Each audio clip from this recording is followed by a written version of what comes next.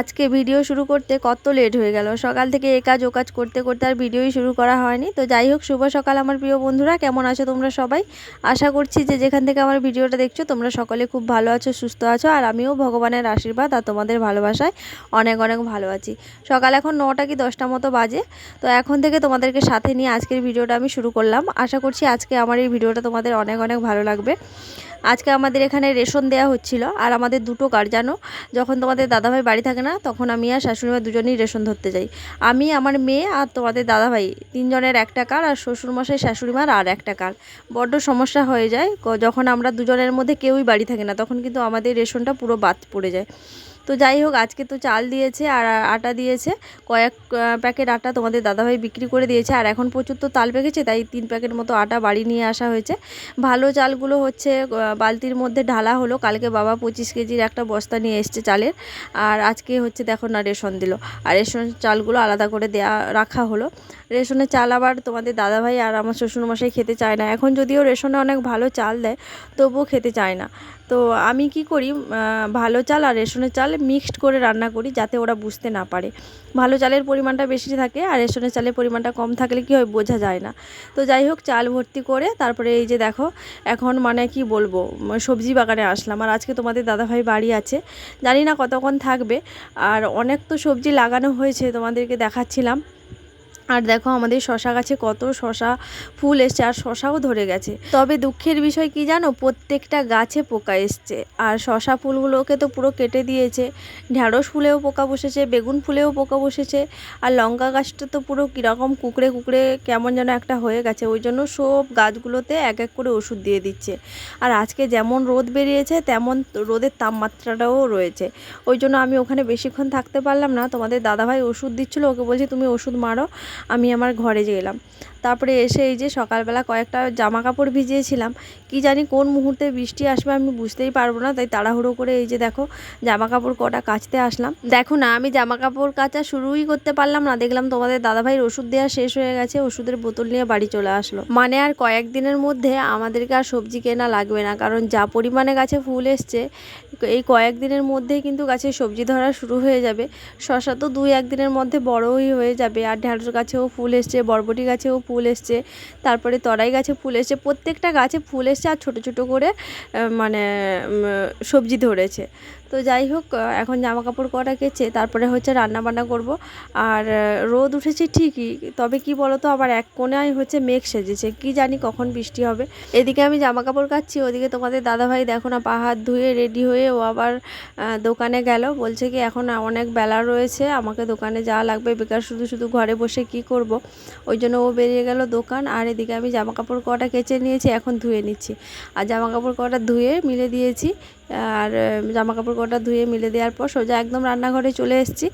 মোটামুটি রান্নাবান্না শেষ হয়ে গেছে, ভাত তো হয়ে গেছে, আর আগে যা যা রান্না করার করে নিয়েছি। সবার শেষে এই যে ঝোলটা রান্না করছি, এটা রান্না হলেই মোটামুটি আজকে রান্নাবান্না কমপ্লিট। খাওয়া দাওয়া করে আজকে আবার বিকেলে একটুখানি বাজার যাব, কারণ কি আজকে ননদ হচ্ছে বাড়ি যাবে। অনেক দিন ধরেই কিন্তু ননদ বাড়ি যাবে বেরাচ্ছে, আর আমার মেয়ে জানো তো কিছুতেই যেতে দিচ্ছে না। আর অনেক দিনও রয়ে গেল, প্রায় 10-11 দিন মতো হয়ে গেল। মেয়ের স্কুল কামাই হচ্ছে, পড়াশোনা কামাই হচ্ছে, ওই জন্য অনেক দিন ধরে বেরাচ্ছে। কিন্তু আমার মেয়ে এই যে যেতেই দিচ্ছে না, একবার ওর জুতো লুকায়, একবার ও ব্যাগ লুকায়, এই করে 3-4 দিন আটকে দিয়েছে। আর আজকে সে সকাল থেকে পুরো একদম রেগে গরম হয়ে যাচ্ছে যে আজকে আমি বাড়ি যাবই যাব। তো সকাল থেকে ওয়েদারটা মোটামুটি ঠিক থাকলেও কী হবে বলো তো, এই যে দেখো এখন কেমন মেঘ করেছে। তো রান্না বান্না করে খাওয়া দাওয়া করে এখন সবাই ঘুমোচ্ছে। আর আমি সবার লাস্টে খেয়েছি, কারণ কি সবাইকে দিয়ে তারপর সবার শেষে আমি খাই, তো তাই আমার খেতে একটু লেট হয়ে যায়। খেয়ে গুছিয়ে তারপরে যখন আমি ঘরে যাই না, তখন এই 2:30 মতো বেজে যায়। আর আজকে একটু তাড়াতাড়ি করে সবাই বেরাবে, এদিকে মেঘ করেছে। তারপরে আমার ননদ হচ্ছে একা বাড়ি যাবে একটা বাচ্চা নিয়ে, ওই জন্য টোটো ঠিক করা হয়েছে। আর তাড়াতাড়ি করেই বেরাবে। আর আমাকে শাশুড়িমা বারবার করে বলছে যে ওদের সঙ্গে যেতে, আর আমি যেতে চাইছি না একটা কারণে, মেয়ের হচ্ছে টিউশন আছে বিকেলে 6:30টার সময়, ওর টিউশন আছে, বাড়ি আসবে এই 7:30-8টা মতো বাজবে। আর জানো তো বাজারে গেলেই মানে ওখানে কি করে যে সময় কেটে যায় কোনো ঠিক থাকে না। আমি যদি বেরিয়ে চলে যাই, সেই সময় যদি মেয়ে বাড়ি আসে আর এসে যদি দেখে মা বাড়িতে নেই, খুব কান্নাকাটি করবে। ওই জন্য আমি যেতে চাইছিলাম না, কি জানি কি হয়। মানে বিকেল হলেই বোঝা যাবে, যদি যাই তোমাদের সঙ্গে শেয়ার করবো, আর যদি না যাই তাহলে কিছুই শেয়ার করতে পারবো না। আজকে হচ্ছে মঙ্গলবার, আজকে বোন হচ্ছে বাড়ি যাবে, আর বাড়ি যাওয়ার আগে মানে হাটে ঢুকবে, কিছু বাজার করবে, কিছু কেনাকাটি করবে, তারপরে হচ্ছে বাড়ি যাবে। আর ওরা এখন টোটোতে আসছে, আর আমি তোমাদের দাদাভাইয়ের সঙ্গে একদম চলে এসেছি। আজকে হারবার আসতে দেরি হয়ে গেল, এখন বাজে হচ্ছে 4:17। আমার আসার ইচ্ছা ছিল না, কারণ মেয়ের আজকে 6:30-এ টিউশন আছে, ওকে ছেড়ে আসার ইচ্ছা ছিল না, কিন্তু মা বারবার করে বলছে বলে আমি তোমাদের দাদার বাইকে করে চলে এসেছি। আর ওরা টোটোতে আসছে বলে আসেনি, মানে এখানে কিছু কেনাকাটি করে তারপরে ওরা হচ্ছে বাড়ি যাবে। ননদ একাই বাড়ি যাবে টোটো করে। আর তোমাদের দাদাভাই এইমাত্র দোকান খুললো, সবই মাত্র বাইরে রয়েছে, দেখা যাচ্ছে না, দাদাও দেখাই। তো তোমাদের দাদাভাই সবে মাত্র দোকান খুললো, এখনও মালপত্র বার করেনি, কিছু কিছু বার করেছে, আবার কিছু কিছু বার করছে। আর বাবা হচ্ছে বাড়িতে রয়েছে, মেয়েকে টিউশনে দিয়ে তারপরে হচ্ছে দোকানে আসবে।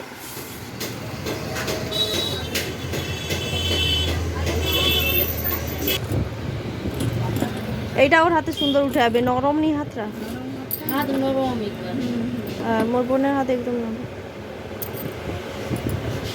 ওরা টোটোয় আসছিল বলে ওদের একটু লেট হয়ে গেছে, প্রায় 5 মিনিট মতো বসছিলাম, তারপরে দেখলাম মা, ননদ আর ভাগ্নি চলে এসছে টোটোতে করে।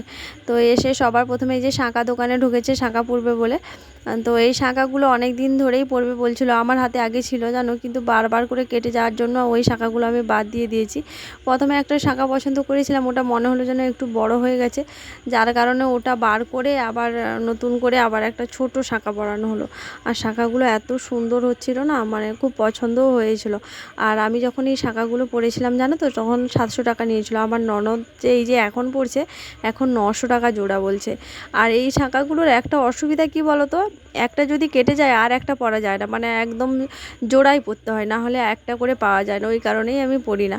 তো শাঁখা পরার পর ও আবার একটুখানি বাজারে মেয়ের কয়েকটা জিনিস কিনবে, কারণ স্বাধীনতা দিবসে ও হচ্ছে নাচ করবে ওখানে প্রোগ্রামে।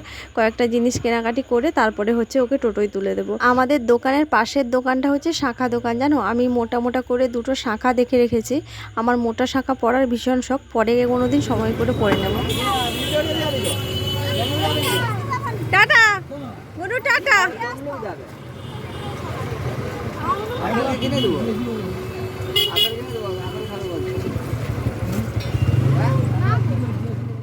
শাঁখা পরার পর বাজারে অনেকক্ষণ ঘোরাঘুরি করা হলো, অনেক কিছু কেনাকাটি করা হলো। আমি যদিও কিছু কিনিনি, ভাগ্নির জন্য অনেক কিছু কেনাকাটি করা হলো। ওর হচ্ছে নাচের ড্রেস কিনলো, গয়নাগাঠি কিনলো, তারপরে কিনে ওকে খাইয়ে দাইয়ে বাচ্চার জন্য কয়েকটা জিনিস কিনে এই যে টোটোতে তুলে দিলাম।